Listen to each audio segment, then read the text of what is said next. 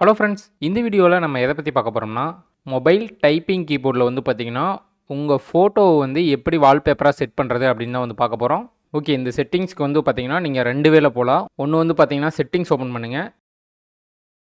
Settings open பண்ணிவிட்டு search பாக்ஸில் கீபோர்டுன்னு search பண்ணுங்கள். கீபோர்டுன்னு சர்ச் பண்ணிங்கன்னா இமோஜி அண்டு ஃபாண்ட் கீபோர்டு இல்லைனா மேனேஜ் கீபோர்ட்ஸ்னு வரும். நீங்கள் இந்த இமோஜி அண்டு ஃபாண்ட் கீபோர்டை கிளிக் பண்ணுங்கள். இல்லைனா மேனேஜ் கீபோர்ட்ஸ் கிளிக் பண்ணிங்கன்னா அதில் இமோஜி அண்டு ஃபாண்ட் கீபோர்டு இருக்கும். அதை கிளிக் பண்ணி உள்ளே வாங்க. இந்த மாதிரி வரலாம். இல்லைன்னா நீங்கள் வந்து பார்த்தீங்கன்னா யாராச்சும் ஏதாவது மெசேஜ் சென்ட் பண்ணும்போது கீபோர்டு ஓப்பன் பண்ணுவீங்கல்ல, இப்போ வாட்ஸ்அப் ஓப்பன் பண்ணிவிட்டு யாராச்சும் ஏதாவது மெசேஜ் பண்ணுறதுக்காக கீபோர்டு ஓப்பன் பண்ணுறீங்க. கீபோர்டு ஓப்பன் பண்ணிங்கன்னா அதில் லெஃப்ட் சைட் டாப் கார்னரில் பாருங்கள், ஒரு சில மொபைலில் இந்த மாதிரி ஆப்ஷன் காட்டும், ஒரு சில மொபைலில் செட்டிங்ஸ் மாதிரி காட்டும். நீங்கள் அதை கிளிக் பண்ணுங்கள்.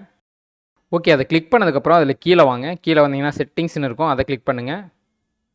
கிளிக் பண்ணிங்கன்னா அதில் கீழே பாருங்கள் 3 ஆப்ஷன் இருக்கும், தீமு, ஸ்டிக்கரு, செட்டிங்ஸ்னு. தீமை கிளிக் பண்ணுங்கள்.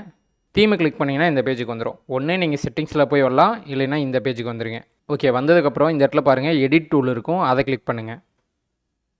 ஓகே, அதை கிளிக் பண்ணதுக்கப்புறம் நீங்கள் எந்த ஃபோட்டோவை உங்கள் கீபோர்டில் செட் பண்ணணுமோ அந்த ஃபோட்டோவை செலக்ட் பண்ணுங்கள். ஓகே, இப்போ நான் வந்து பார்த்தீங்கன்னா இந்த ஃபோட்டோவை செலக்ட் பண்ணுறேன். செலக்ட் பண்ணிவிட்டு இப்போது ஒரு பாக்ஸ் மாதிரி காட்டுதா, அந்த பாக்ஸுக்குள்ளே ஷோவாகிற இமேஜ் மட்டும்தான் வந்து பார்த்தீங்கன்னா கீபோர்டில் ஷோவாகும்.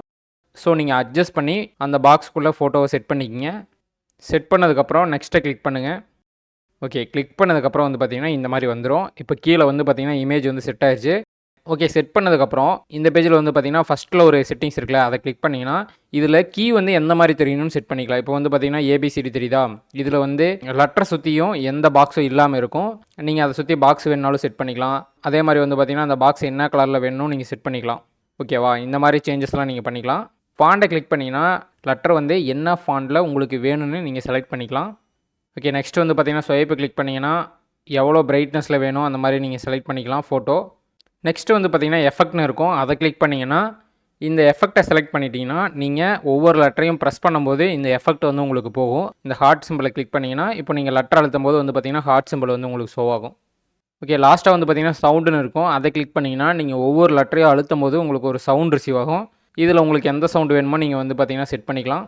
ஓகே, இதெல்லாம் செட் பண்ணதுக்கப்புறம் டாப்பில் வந்து பார்த்தீங்கன்னா சேவ்னு இருக்கும், சேவை கிளிக் பண்ணுங்கள். ஓகே, சேவ் பண்ணதுக்கப்புறம் வந்து பார்த்தீங்கன்னா இந்த பேஜுக்கு வரும். இதில் வந்து பார்த்தீங்கன்னா இப்போ டிஃபால்ட் தீம்ஸ் தான் வந்து பார்த்தீங்கன்னா செலக்ட் ஆகிருக்கு. இதில் வந்து பார்த்தீங்கன்னா இப்போ அந்த கஸ்டம் தீமை வந்து செலக்ட் பண்ணுங்கள். செலக்ட் பண்ணிவிட்டு இப்போ பேக் வாங்க. பேக் வந்துட்டு நீங்கள் வாட்ஸ்அப் ஓப்பன் பண்ணி டைப் பண்ணுங்கள். டைப் பண்ணுறதுக்கு ஓப்பன் பண்ணிங்கன்னா உங்களுக்கு கீபோர்டில் வந்து பார்த்தீங்கன்னா அந்த ஃபோட்டோ ஷோ ஆகும். அது இல்லாமல் நீங்கள் என்னென்ன செட்டிங்ஸ்லாம் வச்சிங்களோ எல்லாமே வந்து பார்த்தீங்கன்னா உங்களுக்கு வரும். இப்போ பார்த்தீங்கன்னா டி எழுத்துனா என்னதில் வந்து பார்த்தீங்கன்னா ஹார்ட் மாதிரி போகுதா. ஓகே நண்பா, இந்த மாதிரி தான் வந்து பார்த்தீங்கன்னா நீங்கள் கீபோர்டில் வந்து உங்கள் ஃபோட்டோவை வந்து வால்பேப்பராக செட் பண்ணணும். இந்த செட்டிங்ஸ் வந்து பார்த்திங்கன்னா ஒவ்வொரு மொபைலுக்கும் வெவ்வேறு மாதிரி இருக்கலாம். ஒருவேளை உங்கள் மொபைலில் இந்த மாதிரி செட்டிங்ஸ் இல்லைன்னா நீங்கள் வந்து பார்த்திங்கன்னா இமோஜி ஃபாண்ட் கீபோர்டுன்னு ப்ளே ஸ்டோரில் சர்ச் பண்ணி ஆப்பை டவுன்லோட் பண்ணி அந்த ஆப்பில் நீங்கள் இதெல்லாம் சேஞ்ச் பண்ணிக்கலாம். என்னுடைய மொபைல் வந்து பார்த்திங்கன்னா ரெட்மி நோட் 12 5G. ரெட்மி மொபைல்ஸ்லாம் வந்து பார்த்திங்கன்னா நான் சொன்ன செட்டிங்ஸ் படியே நீங்கள் பண்ணிக்கலாம். வேறு மொபைல்லே வந்து பார்த்திங்கன்னா கிட்டத்தட்ட இதே மாதிரி தான் இருக்கும். என்ன செட்டிங்ஸ் மட்டும் வந்து பார்த்திங்கன்னா வெவ்வேறு நேமில் இருக்கும், அவ்வளோதான். ஓகே நண்பா, இந்த வீடியோ யூஸ்ஃபுல்லாக இருந்துச்சுன்னா லைக் பண்ணுங்கள், ஷேர் பண்ணுங்கள், மறக்காமல் டெக் தமிழ் சேனலுக்கு சப்ஸ்கிரைப் பண்ணிடுங்க. ஓகே, நெக்ஸ்ட் ஏதோ ஒரு வீடியோவில் சந்திக்கிறேன். Bye guys.